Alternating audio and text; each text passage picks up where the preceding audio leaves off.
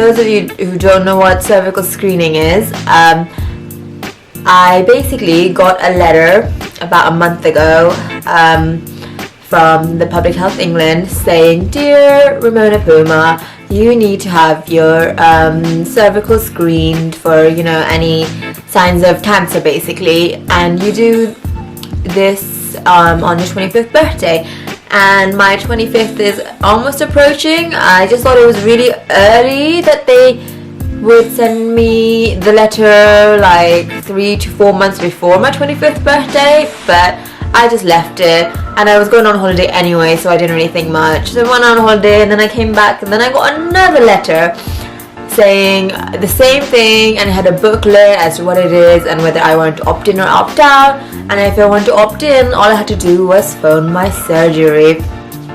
So I got my letter, thought about it, and I thought, okay, no, I have to do this because I know everybody does it most of the time anyways.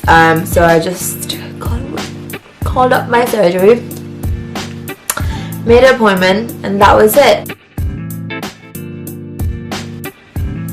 In order for us to deal with your call more efficiently, So long. choose one of the following options. Here we go. Appointments, press 1. If you are a healthcare professional, press 2. Home visits, press 3. I think it's 1. Next. Good morning, surgery. How can I help? Hi, I'd like to book an appointment, please, for cervical screening. Right. Okay. Let's have a look and see what we've got available. Is there any for next Tuesday? There you go. All booked in then for next Tuesday, the 25th of September at 11:40. 11:40. Lovely. Thank you very much. Thanks, Sam. Bye-bye. It's really important to get things checked out. That's why they're screening. You know, when you hit 60, you get bowel cancer screening as well. These services that the NHS and Public Health England provide is so important because you want to see anything that could go wrong. Obviously, nobody wants anything to be wrong with them health-wise. But if they catch something early on, it's much better to just attack it and then get it fixed up and cured rather than getting to a stage where it's really late and you didn't realize. So when there are services already in place for you, I think you should definitely give it a shot and see how it goes. You know, you've got nothing to lose, and I hope that by sharing these things and talking about things that happen to everybody almost through our lifetime, it's easier for us to talk about these things and not feel shy and be like, oh yeah, I just had my vagina scraped off a little bit to check for my tissues and blah blah blah. Obviously not that blunt. Obviously people would be a little bit more indirect. But I think it's really important to have these conversations with everybody so that everybody understands what it's for, why they're doing it, you know, and the process involved. We don't want it to be a taboo subject because it's really important that you know about your health and how to deal with things and the processes in place. So with this, I hope to talk about more different lovely female things and, you know, make it a talking point because it's important as women as we get older to look out for signs and things and just be wary of ourselves. So yeah, hope you guys enjoyed that video. Bye! So it is that dreaded day. I'm almost there. My surgery is just a walking distance, thankfully. I'm not that nervous, to be honest, because I feel the procedure that they're going to do is going to be similar to what I've already had done before for something else. So yeah, don't be afraid, guys. Gonna make it through. Let's see if I will be able to film inside. So I am done with my screening. The nurse didn't let me film it. It's a little bit awkward to us, but more when I get home.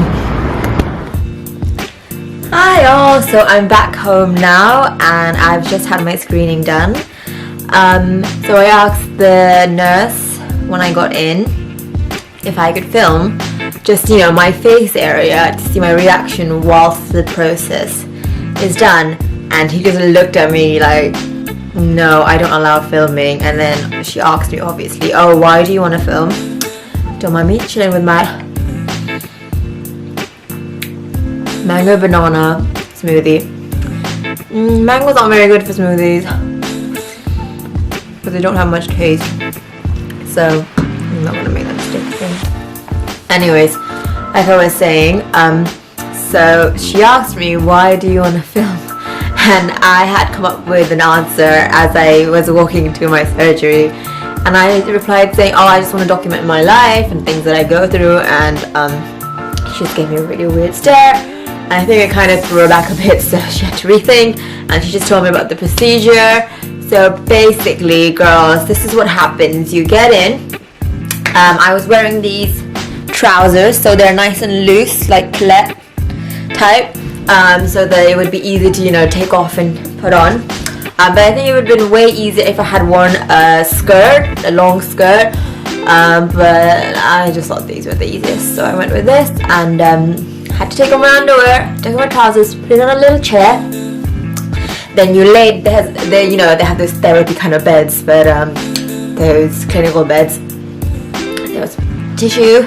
She had a little piece of tissue for me so that I could cover my ninny. So the nurse stepped out. I took off my trousers, put it on a chair. I went on the bed, lay there with my top on, nothing down below. Covered my ninny with a little towel, paper towel. And she said, okay, now just spread bring your knees to your chest and then spread them.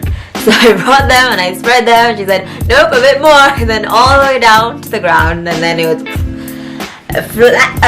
wide open to see. And she had a little light side lamp, so she could see right inside.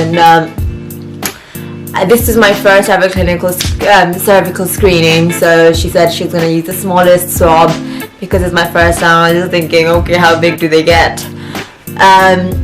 So I sat down, and I think I didn't really see the tools she used because I was laying flat down. You know when you can have your head up a bit tilted forwards, but mine was just flat down, and I just felt, oh, I can't really see much. I can only see, this down perspective here, and it's not very much.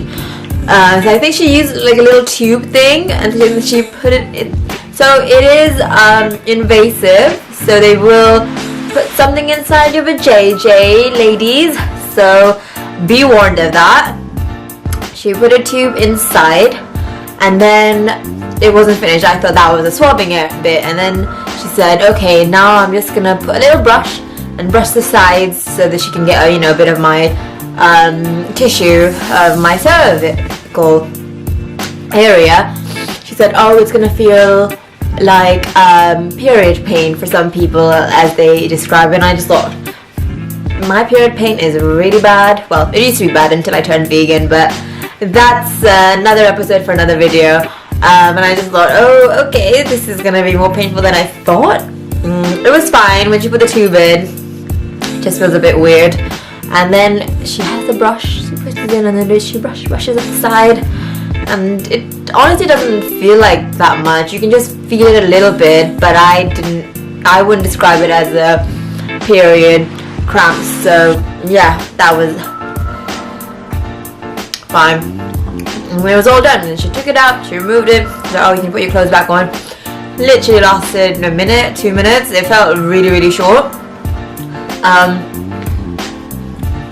And she said, oh, you'll get your results. It's supposed to be 2 to 3 weeks, but I hear that they're really slow, so I'm only going to get my results in a month's time to see what's happened. Yeah, and that was basically my process. I'm sorry I couldn't film my reaction on my face, but I guess I was kind of treading on some boundaries, unprofessional boundaries.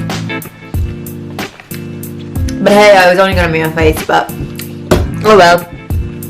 Yeah, and that was my cervical screening experience. And then I just went back home normal, and I hope that it gives you guys a heads up as to what it is, and see you later.